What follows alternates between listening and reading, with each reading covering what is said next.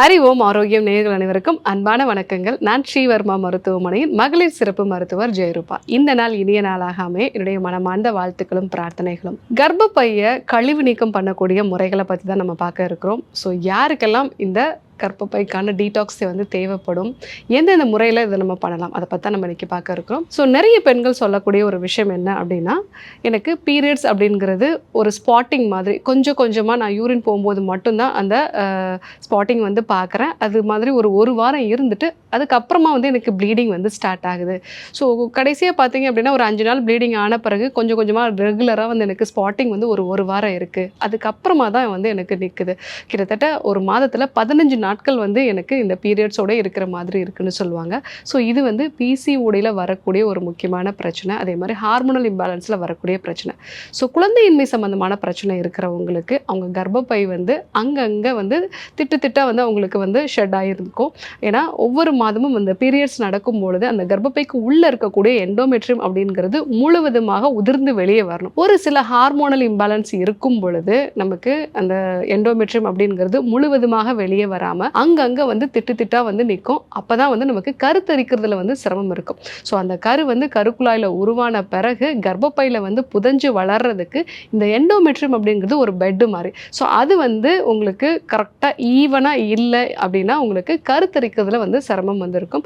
So யாருக்கெல்லாம் குழந்தையின்மை சம்பந்தமான பிரச்சனைகள் இருக்குது, அது கூட பிசிஓடி தைராய்டு மாதிரியான பிரச்சனை இருக்குது அப்படின்னா அவங்களும் அந்த கர்ப்பப்பைக்கான டீடாக்ஸ் மெத்தட்ஸை ஃபாலோ பண்ண வேண்டியது அவசியம். ஸோ அதே மாதிரி தான் ஃபைப்ராய்டு மாதிரி பிரச்சனை இருக்கிறவங்களுக்கு, இந்த ஃபைப்ராய்டு அவங்களுக்கு கர்ப்பப்பையோட உள்பகுதியில் இருக்குது அப்படின்னா அதிகப்படியான ப்ளீடிங் இருக்கும். ஸோ அதே மாதிரி இந்த கர்ப்பப்பையோட நடுப்பகுதியில் இருந்தது அப்படின்னா அந்த கர்ப்பப்பையில் இருக்கக்கூடிய எண்டோமெட்ரியல் திக்னஸ் அவங்களுக்கு அதிகமாக இருக்கும். ஸோ அந்த மாதிரி நிலைகள்லையும் நம்ம கர்ப்பப்பைக்கான டீடாக்ஸ் எடுத்துக்க வேண்டியது அவசியம். இதே மாதிரி தைராய்டு சம்பந்தமான பிரச்சனை இருக்கிறவங்களுக்கும் அந்த பீரியட்ஸ் அப்படிங்கிறது கரெக்டான அளவில் இல்லாமல் இல்லை 2 மாதத்துக்கு ஒரு முறை 3 மாதத்துக்கு ஒரு முறை ஆகிறது. அந்த மாதிரி ஆகும் பொழுதும் ரொம்ப நாளாக நமக்கு ப்ளீடிங் இருக்கிறது. ஸோ இந்த மாதிரி பிரச்சனை இருக்கிறவங்களும் கர்ப்பப்பையை டீடாக்ஸ் பண்ண வேண்டியது அவசியம். ஸோ இன்னும் சில நபர்களுக்கு பார்த்தீங்கன்னா எனக்கு 35 வயது தான் டாக்டர் ஆகுது, ஆனால் எனக்கு பீரியட்ஸோட அளவு அப்படிங்கிறது 1.5 நாள் 2 நாள் தான் இருக்குது. இதுக்கு முன்னாடிலாம் எனக்கு 5 நாள் பீரியட்ஸ் ஆகும், இப்போ அதனோட அளவு ரொம்பவே குறைஞ்சிடுச்சு அப்படின்னு சொல்லுவாங்க. ஸோ அந்த மாதிரி இருக்குது அப்படின்னா உங்களுக்கு அந்த எண்டோமெட்ரியல் திக்கனிங் அப்படிங்கிறது ரொம்ப கம்மியாகுது. இது ஹார்மோனல் இம்பேலன்ஸ்னால வரக்கூடிய ஒரு விஷயம். முக்கியமாக இந்த ஈஸ்ட்ரோஜன் ஹார்மோன் ரொம்ப சீக்கிரமாக நம்ம உடம்புல குறையிறதுனால. ஸோ இந்த மாதிரி பிரச்சனை இருக்கிறவங்களும் கர்ப்பப்பைக்கான கழிவு நீக்க முறைகளை ஃபாலோ பண்ண வேண்டியது அவசியம்.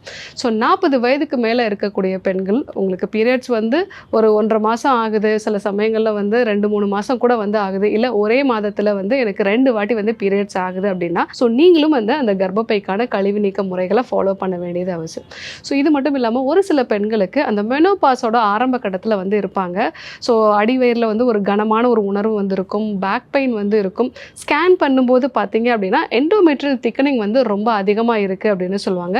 இந்த வயதில் இந்த அளவுக்கு அந்த எண்டோமெட்ரியல் திக்கனிங் இருக்கக்கூடாது அப்படிங்கிற மாதிரி மருத்துவர்கள் சொல்லுவாங்க. ஸோ அந்த மாதிரியான ஒரு நிலையிலையும் பெண்கள் இந்த கர்ப்பப்பைக்கான கழிவு நீக்க முறைகளை ஃபாலோ பண்ண வேண்டியது அவசியம். ஸோ பீரியட்ஸ் அப்படிங்கிறதே நம்ம கர்ப்பப்பை உள்ள தேவையில்லாத கழிவுகளை வெளியேற்றக்கூடிய ஒரு இயற்கையான முறை தான். ஸோ ஏன்னா ஒவ்வொரு மாதமும் நமக்கு கருமுட்டை உருவாகும். அந்த கருமுட்டை உருவாகக்கூடிய அதே சமயத்திலேயே நம்மளுடைய கர்ப்பப்பைக்கு உள்ளே இருக்கக்கூடிய எண்டோமெட்ரியம் சேர்ந்து வளர ஆரம்பிக்கும். ஒருவேளை கரு தரிச்சுது அப்படின்னா அந்த கருவை தாங்கிறதுக்கு ஏற்ற மாதிரி இந்த கர்ப்பப்பை அப்படிங்கிறது ஒரு பெட்டு மாதிரி ஃபார்ம் ஆக ஆரம்பிக்கும். கரு தரிக்காத அந்த சூழ்நிலையில் ஓமோட சேர்ந்து, அதாவது அந்த கருமுட்டையோட சேர்ந்து அந்த கர்ப்பப்பை உள்ளே இருக்கக்கூடிய எண்டோமெட்ரியம் உதிர்ந்து வெளியே வர்றதுனால தான் நமக்கு உதிரப்போக்கு அப்படிங்கிறதே உருவாகுது. ஸோ இந்த ப்ராசஸில் ஏதாவது ஒரு தவறு நடக்கும்போது ஹார்மோனல் இம்பேலன்ஸ்னால இல்லை மன அழுத்தம் இருக்கும் பொழுதோ இல்லை நாம் எடுத்துக்கொள்ளக்கூடிய மாத்திரைகளோட பக்க விளைவுகளாலேயோ ஸோ ஒரு 40 வயதுக்கு மேலே இயற்கையாகவே பெண்களுக்கு இந்த பிரச்சனைகள் உருவாகலாம். ஸோ இந்த காரணங்களால் உங்களுக்கு அந்த பீரியட்ஸ் அப்படிங்கிறது ஒரு இர்ரெகுலராக இருக்குது, இல்லை அது அளவில் அதிகமாக இருக்குது அப்படின்னா அந்த கர்ப்பப்பைக்கான கழிவு நீக்க நீக்க முறைகளை வந்து பண்ண வேண்டியது அவசியம்.